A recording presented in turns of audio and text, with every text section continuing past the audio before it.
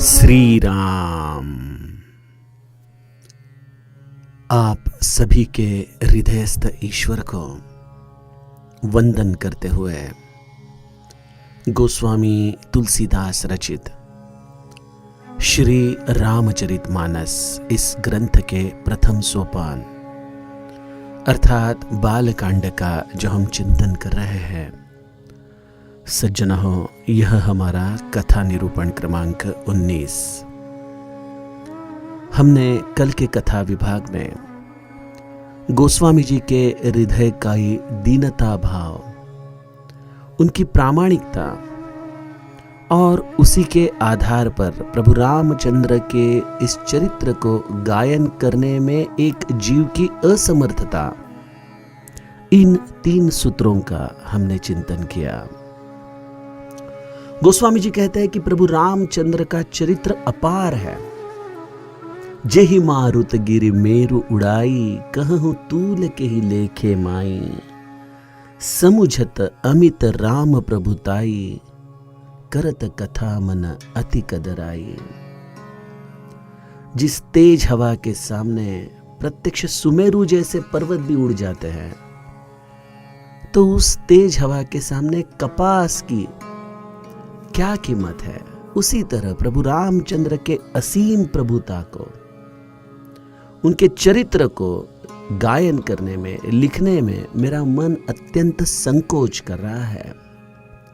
जिस चरित्र को गाते गाते समस्त तत्वों ने नेति नेति कहते हुए अपने वाणी को मौन कर लिया, ऐसे इस प्रभु रामचंद्र के चरित्र को जो वो नित्य गुणगान करते हैं, उसी अपार चरित्र की रचना करने के लिए मैं अपने वाणी को निमित्त कर रहा हूँ।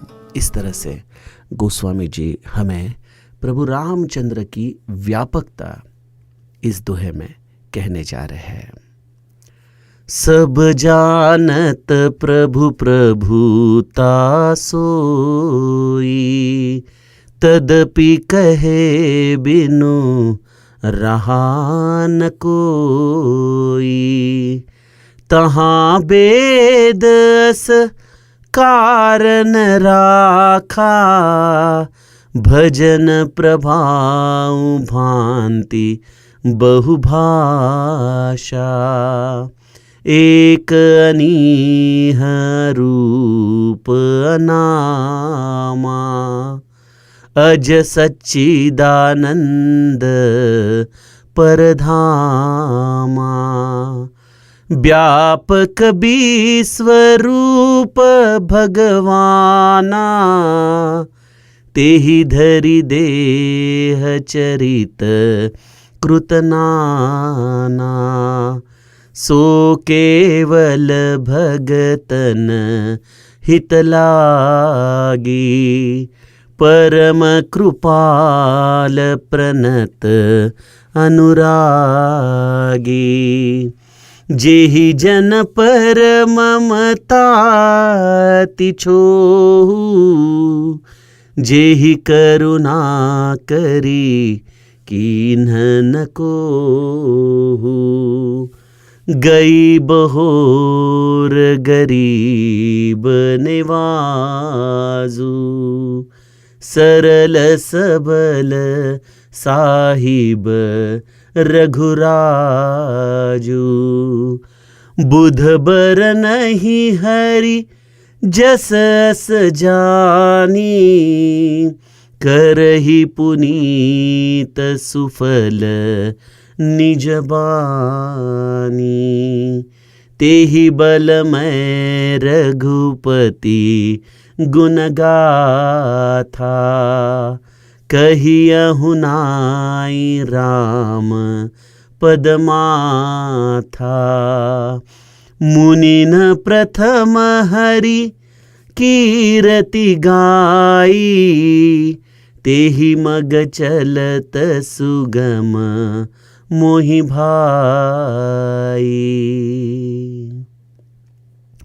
अति अपार जे सरित बर, जौन रूप से तु कराही। चढ़ी पिपीलिकऊं परम लघु, बिनु श्रम पार ही जाए, सियावर रामचंद्र प्रिय हो।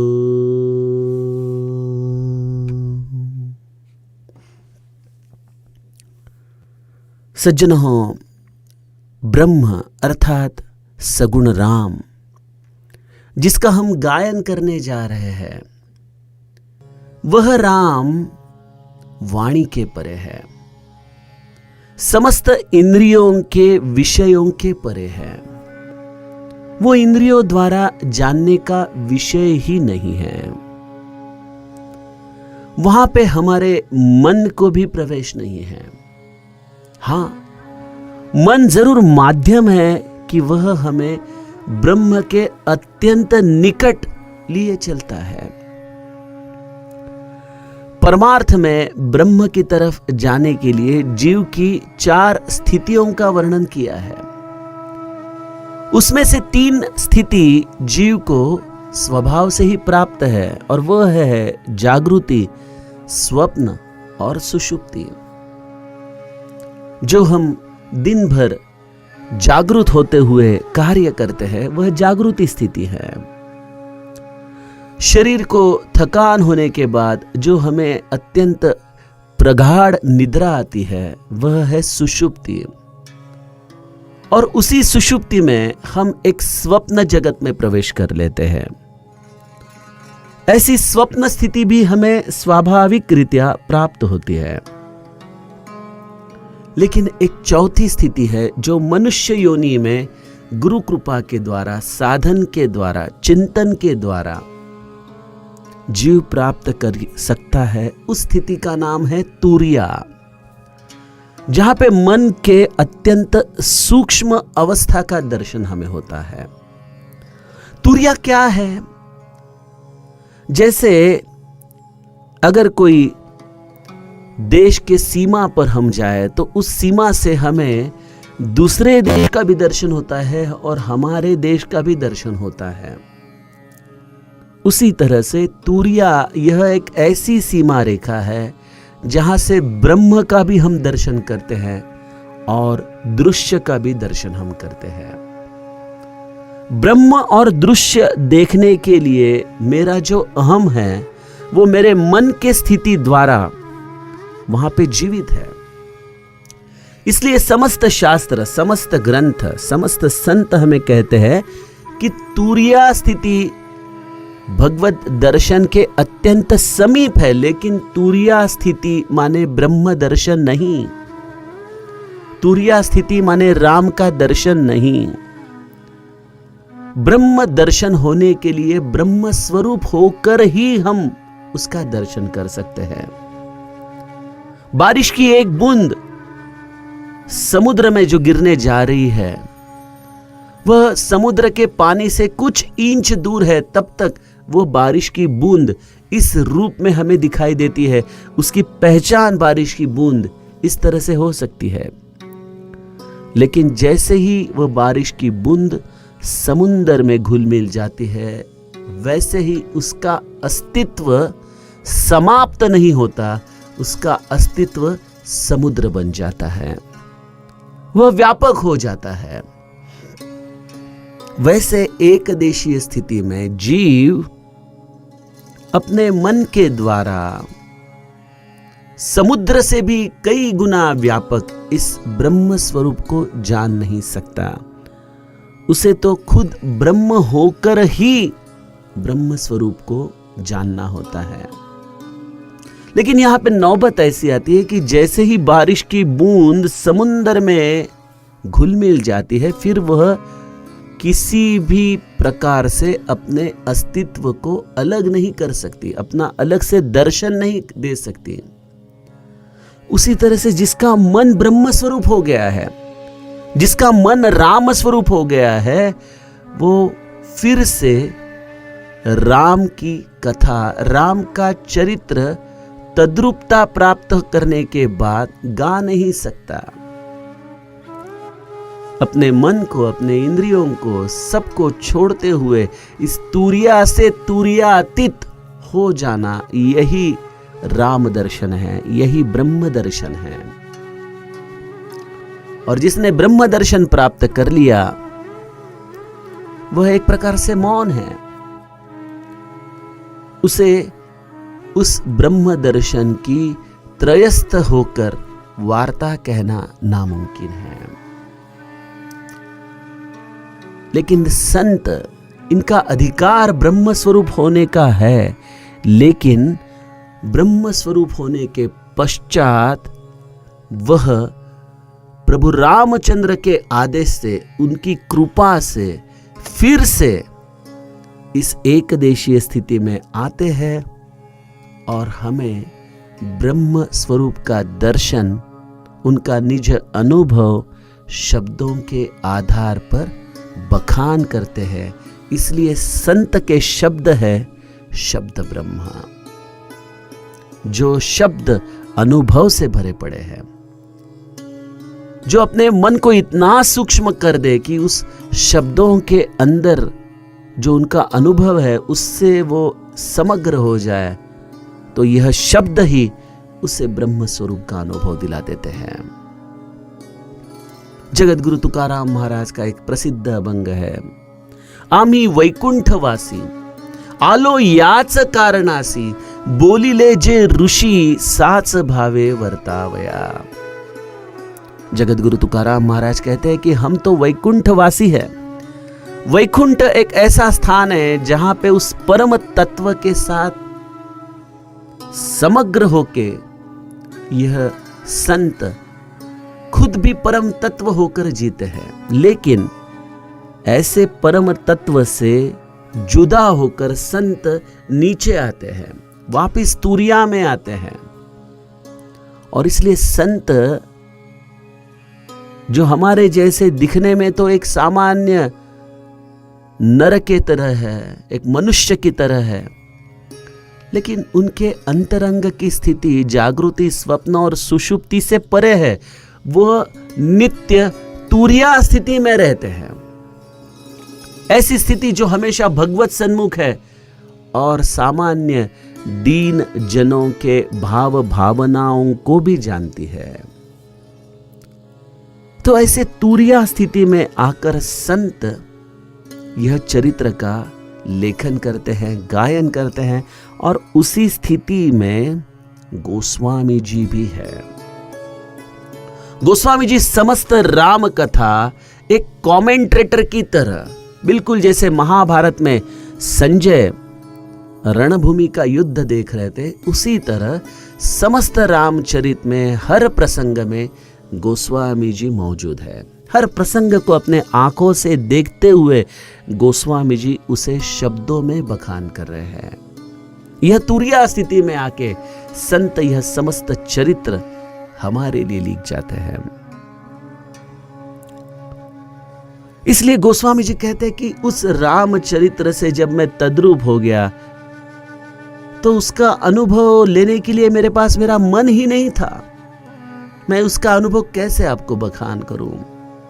लेकिन प्रभु रामचंद्र ने बड़ी कृपा की, उस ब्रह्म स्वरूप के अनुभव के संस्कार लेकर मुझे इस चरित्र के गायन में एक निमित्त हेतु भेज दिया, और उसके द्वारा मैं समझ गया कि प्रभु रामचंद्र का स्वरूप कैसा है। देखिए, उत्तरकांड में हम काकभुशुंडी का चरित्र जब देखेंगे और कई सालों के बाद, तब काकभुशुंडी को प्रभु रामचंद्र का अंतर्बाह्य दर्शन होता है। एक कौवे के रूप में जब वो शिशु बाल रूप राम से खेलते रहते हैं, तो प्रभु रामचंद्र उन्हें पकड़ने के लिए अपना हाथ आगे करते हैं। भुशुंडी जी कौवे के रूप में डर कर उड़ने लगते हैं। थोड़ी देर पीछे मुड़कर देखते हैं तो प्रभु रामचंद्र का हाथ उनके पीछे बिल्कुल वैसे ही आ रहा है, तो वो और तेजी से दौड़ते हैं और तेजी से भागते हैं। उड़ते उड़ते इस पृथ्वी रूपी ब्रह्मांड से बाहर निकलते हैं, इस अनंत कोटि ब्रह्मांड से बाहर निकलते हैं और सब जगह जाते हैं, लेकिन पीछे मुड़कर जब भी देखे तो प्रभु रामचंद्र का हाथ उनके पीछे है। उसी तरह से समस्त ब्रह्मांड का दर्शन भुशुंडी कराते हैं और फिर अंत में वापस अयोध्या में आकर प्रभु रामचंद्र के सन्मुख होते तो प्रभु रामचंद्र जैसे ही खिलखिलाते हुए हंसने लगते हैं उनकी तरफ देख के, तो भुशुंडी रूपी कौवा उनके मुंह में प्रवेश कर लेता है और प्रभु रामचंद्र के शरीर के अंदर जो अनंत कोटि ब्रह्मांड है उसका दर्शन भुशुंडी जी को होता है। तो यह प्रभु रामचंद्र अंतर्बाह्य है, इनकी व्यापकता अमर्याद है। गोस्वामी जी हमें यही सूत्र बताते, एक अनीह अरूप अनामा अज सच्चिदानंद परधामा व्यापक विश्व रूप भगवाना तेहि धरि देह चरित कृत नाना। वो एक ही एक परमेश्वर है, वो अनीह है, माने उसे किसी तरह की कोई इच्छा नहीं है, वह अपने कोई स्वार्थ के लिए नहीं है। वह कौन से रूप में आए उसकी कोई निश्चित ही नहीं है। देखिए, हम जब भगवान के दशावतार का चिंतन करते हैं तो हम अचरज में पड़ जाते हैं कि भगवान मछली बन जाते हैं, कछुआ बन जाते हैं, वराह बन जाते हैं, नृसिंह बन जाते हैं, परशुराम बन जाते हैं, वामन बन जाते हैं। अरे भगवान ने कौन सा रूप नहीं लिया, वो समस्त रूप में है। इसका ही मतलब आज जो मेरे चक्षु के द्वारा जो जो रूप मुझे दिखाई दे रहे हैं वह समस्त प्रभु रामचंद्र के रूप है। संत ज्ञानेश्वर अपने ग्रंथ में कहते हैं, जे जे भेटिले भूत ते ते मानिजे भगवंत। जिस जिस प्राणी मात्र को मैंने देखा, स्पर्श किया, उसका अनुभव किया, वह सब मेरे लिए राम रूप है, मेरे भगवान है। तो ऐसा कोई विशिष्ट रूप ही भगवान का है ऐसा नहीं, तो इसका मतलब हर कोई रूप यह भगवान का ही रूप है। उसे कोई नाम भी दे नहीं सकते क्योंकि वो अनाम है, नाम के परे है, वो अजन्मा है, वो नित्य आनंदमय है और आनंदमय होने के कारण ही उसे और आनंद लेने के लिए बाहर से किसी भी चीज की जरूरत नहीं है। वो परम धाम है, वो सर्वव्यापक है, समस्त विश्व रूप है। ऐसे भगवान केवल भक्तों के प्रति जो उनका स्नेह है उसके कारण दिव्य शरीर धारण कर लेते हैं। फिर वही ईश्वरीय तत्व कभी राम होता है तो कभी कृष्ण होता है तो कभी परशुराम होता है। और ऐसा दिव्य शरीर धारण करके वही परम तत्व अनंत प्रकार की लीलाएं इस भूधरा पर करते हैं केवल भक्तों के हित के लिए, भक्तों के प्रति जो उनका स्नेह है उसके प्रति। गोस्वामी जी कहते हैं, सो केवल भगतन हित लागी। ये समस्त लीलाएं भी किसके लिए है? जिसके द्वारा भक्त का हित हो। यह परमेश्वर की करुणा है। भगवान ने लीलाएं की, उस लीलाओं के दर्शन से कौसल्या कृतार्थ हो गई, राजा दशरथ कृतार्थ हो गए। प्रभु रामचंद्र के समस्त बंधु इस इतिहास में वह दैदीप्यमान स्थान प्राप्त कर सके। यह समस्त क्यों हो पाया? केवल सो केवल भगतन हित लागे। ऐसे परम कृपालु भगवान जो उनके पास शरणागत भावना से आता है उस पर अत्यंतिक प्रेम करते हैं। भक्तों पर ममता और कृपा करने वाले, और वह कृपा हमारे रिश्तों जैसी नहीं है कि कभी अपना दिल बन गया तो बहुत कृपा की और कभी दिल रूठ गया तो बहुत गुस्सा किया। ऐसी भगवत कृपा नहीं है। एक बार भगवान जिस पर कृपा करते हैं तो उस पर वह कभी भी क्रोध नहीं करते। ऐसे प्रभु रामचंद्र दीन दुखियों को प्रसन्नता प्रदान करने वाले हैं। गई बहोर गरीब नेवाजू। देखिए, प्रभु रामचंद्र हमें प्रापंचिक सौख्य तो दे सकते हैं, बड़े आसानी से दे सकते हैं। प्रभु रामचंद्र हमें हमारा बिछड़ा हुआ धन, संपत्ति, संतति, सौख्य समस्त प्रदान कर सकते हैं। लेकिन उससे भी बड़ा कार्य प्रभु रामचंद्र हमारे जीवन में करते हैं कि गई बहोर गरीब ने बाजू, जो हमारे हृदय का आनंद है, जो मेरा सच्चिदानंद रूप है, जिसे मैं भूल चुका हूं और जिसके कारण एक प्रकार से बड़ी दरिद्रता मेरे जीवन में आई है आनंद की। प्रभु रामचंद्र हमें वह श्रद्धा, वह आनंद, वह हमारा आत्म स्वरूप फिर से प्राप्त करके देते हैं, जो हमारे ही हृदय में है, बस जिसे हम भूल चुके हैं उसकी पुनर्प्राप्ति प्रभु रामचंद्र हमें करवा के देते हैं। और इस प्रकार से हमारी यह दरिद्रता, यह जो हमारा मन विषण्ण निराश स्थिति में जीता है, उस मन को नित्य प्रसन्नता प्रदान करने वाले हैं प्रभु रामचंद्र। दीन बंधु, सरल स्वभाव, सर्वशक्तिमान, सबके स्वामी, ऐसे प्रभु रामचंद्र अपने इस लीला चरित्र के द्वारा समस्त प्राणियों का आनंद दर्शन है। और इसलिए जो पंडित है, जो विद्वान है, वह इस प्रभु रामचंद्र के कार्य को बेखूबी से जानते हैं कि अगर हमें आनंद चाहिए, और मैं आपसे पूछता हूं कि हम जीवन में क्या ढूंढ रहे हैं। कोई कहेगा हम पैसे ढूंढ रहे हैं, कोई कहेगा हम प्रापंचिक सुख ढूंढ रहे हैं। चलो कोई भी चीज आप ढूंढते हो, लेकिन उसके द्वारा आपको क्या चाहिए? समझो आपको पुत्र नहीं है और आप पुत्र की प्राप्ति करना चाहते हैं। आपको पुत्र प्राप्त हुआ, उसके पश्चात आपको उससे क्या चाहिए? उस पुत्र के द्वारा आप सौख्य, आनंद प्राप्त करना चाहते हैं।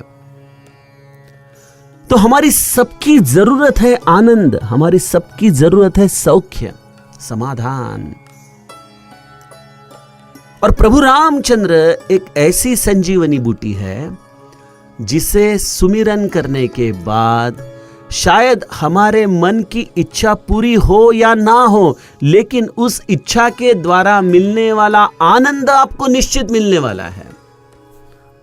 और अगर आनंद यही मेरा अंतिम ध्येय है, तो बीच में साध्य हो ना हो उससे क्या फर्क पड़ता है?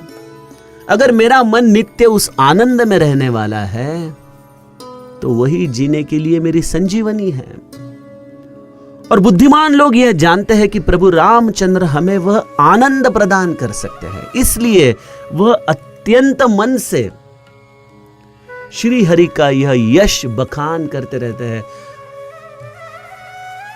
अभी यहां पे एक अत्यंत महत्वपूर्ण चीज है कि जो मैंने आपको इस निरूपण के शुरुआत में कही कि बुद्धिमान लोग हैं और श्री हरि का यश अपने वाणी से नित्य गायन करते रहते हैं।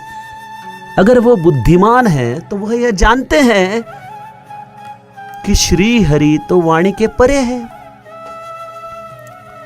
उसे हम इंद्रियों से जान ही नहीं सकते। तो फिर उस वाणी के द्वारा श्री हरि का बखान करके क्या हम कोई सम्मोहन प्राप्त करने जा रहे हैं? जो इंद्रियातीत है ब्रह्म, उस ब्रह्म को बुद्धिमान लोग नित्य अपने वाणी के द्वारा क्यों गाते हैं? गोस्वामी जी कहते हैं इसके कई कारण हैं। मैं आपको एक एक करके प्रभु रामचंद्र के भजन का प्रभाव समझाता हूं। क्यों बुद्धिमान प्रभु रामचंद्र के भजन मार्गी है। सब जानत प्रभु प्रभुता सोई, तदपि कहे बिनु रहा न कोई। प्रभु रामचंद्र की प्रभुता जो अनंत है, अति व्यापक है, जो वाणी के परे है, ऐसी प्रभुता ग्रंथों में तो लिखी है,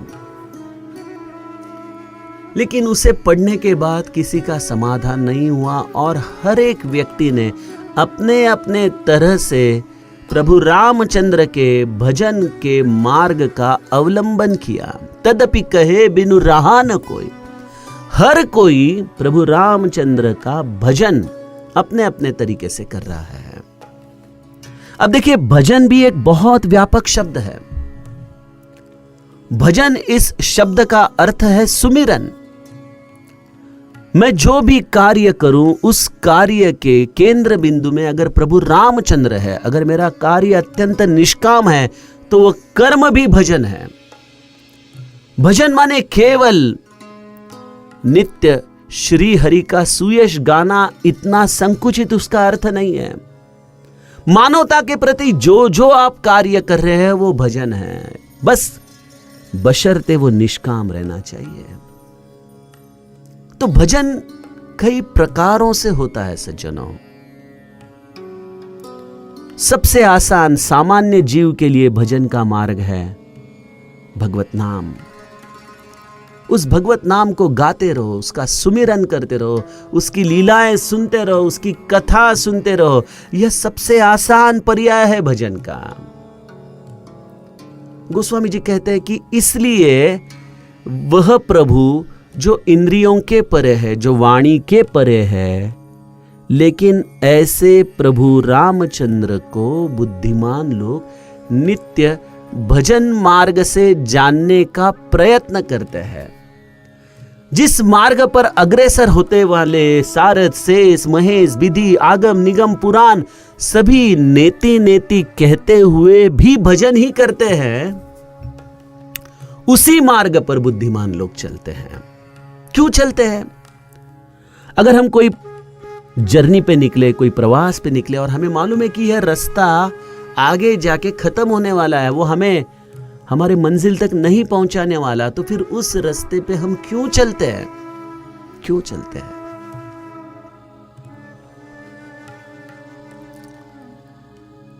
पानी जब उबलता है सज्जनों, तो पानी 90 डिग्री तक अगर हमने उबाला और गैस बंद कर दिया, तो पानी का बाफ बनने की प्रक्रिया बंद हो जाती है। लेकिन अगर हम पानी को उबालते रहे, प्रेशर कुकर में उसको प्रेशर देते रहे और पानी उबलते उबलते एक क्षण बाफ बन जाता है, और वही बाफ जो पहले तो पानी थी, लेकिन उस तेज गर्मी के कारण बाफ बन गई। उसी तरह से जो मन प्रभु रामचंद्र को जानने में समर्थ नहीं है, वह मन उन्मन हो जाता है भजन के द्वारा। आप कहेंगे हम तो भजन करते, लेकिन हमें तो यह अनुभव नहीं। सज्जनों, जिस तरह से मैंने आपको कहा कि पानी को उबलने के लिए 90 डिग्री तक लेके जाना पर्याप्त नहीं है, उसे तो 100 डिग्री के ऊपर लेके जाना पड़ता है। उसी तरह से जिसका भजन अत्यंत उत्कट है, जिसका भजन अत्यंत निष्काम है, जो प्रभु रामचंद्र के सिवा और किसी को नहीं जानता, किसी को नहीं चाहता, उसे कोई रिद्धि सिद्धि नहीं चाहिए, जो केवल हरिनाम के प्रति हरिनाम ले रहा है, वह भजन गुरु कृपा से एक क्षण आपके मन को उन्मन कर देता है। जैसे कोई एरोप्लेन, हवाई जहाज पहले तो रास्ते पे दौड़ता है, रनवे पे दौड़ता है, लेकिन रनवे पे दौड़ते दौड़ते एक क्षण जब वो अपने पूरे शक्ति के साथ आकाश में उड़ान कर लेता है, उसी तरह से एक देशीय रहने वाला यह मन भजन के द्वारा विश्व मन की तरफ छलांग लेता है, विश्व मन से एक रूप हो जाता है। यह है भजन विधि। और वो नेति नेति क्यों कहता है? क्योंकि उसका मन अब उसका रहा ही नहीं, वो जान ही नहीं पाता मन के द्वारा, क्योंकि मन तो निकल गया। इस शरीर को छोड़ के समस्त विश्व मन को वो एक रूप हो गया। तो अब जानने के लिए बचा कौन है? कौन लेगा उसकी संवेदना? यहां पे तो संत देहधारी भजन में है और उसका मन विश्व मन से एक रूप हो चुका है। और ऐसे भजनानंदी संत अपने हृदय में प्रभु रामचंद्र के सगुण रूप, उसकी सगुण कथा, उसकी लीला, उसका चिंतन करते रहते हैं और उसका मन उन्मन होके प्रभु रामचंद्र के ब्रह्म स्थिति से एक रूप हो जाता है। उसका मन ही भुषुंडी हो जाता है, जो इस विश्व मन में घूमते रहता है प्रभु रामचंद्र का दर्शन लेते लेते, लेकिन वह विश्व मन से संलग्न हुआ उसका मन अब उसके देह के आधार पर नहीं है, इसलिए वह नेति नेति है। गोस्वामी जी कहते हैं, यह भजन विधि मैं संतों के द्वारा जान चुका हूं और उनके बल पर ही मैं रघुपति का गुण गायन करने जा रहा हूं। ते ही बल मैं रघुपति गुण गाथा, कहियहु नाई राम पद माथा।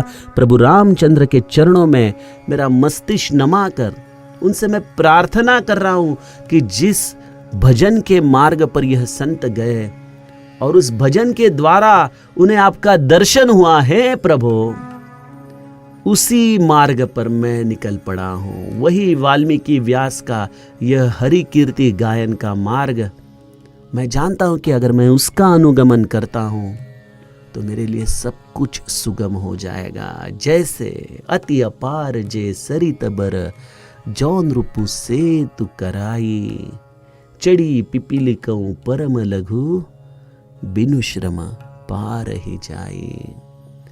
एखादी बड़ी सरिता नदी जो अत्यंत वेग से बह रही है, जिसमें अपार जल है, और एक छोटी सी चींटी इस नदी को पार करना चाहती है। अब मुझे बताइए कैसे मुमकिन है? क्या वो चींटी उस बहाव में अपने आप को संभालते हुए दूसरे छोर पर जा सकती है? नहीं, कदापि नहीं, वो तो डूब जाएगी, मर जाएगी। लेकिन उसी बहते सरिता पर एक राजा ने बड़े उदारता से सेतु बांधा और चींटी उस सेतु के ऊपर चढ़ के आराम से उस सरिता को पार करते हुए दूसरी दिशा में निकल पड़ी। उसी तरह से इस व्यापक अनीह अनात्म राम स्वरूप के ऊपर व्यास, वाल्मीकि आदि संतों ने इस सेतु का निर्माण किया और तुलसी जैसी एक छोटी सी चींटी व्यास वाल्मीकि रूपी इस सेतु को पकड़ते हुए इस व्यापक ब्रह्म को जानने के लिए बिल्कुल आसानी से इस भजन के मार्ग से निकल पड़ी है। सज्जनों, यह है भजन मार्ग का महत्व। आइए इसके आगे का कथा प्रवाह हम कल के कथा चिंतन में देखें। जानकी जीवन स्मरण। जय जय राम।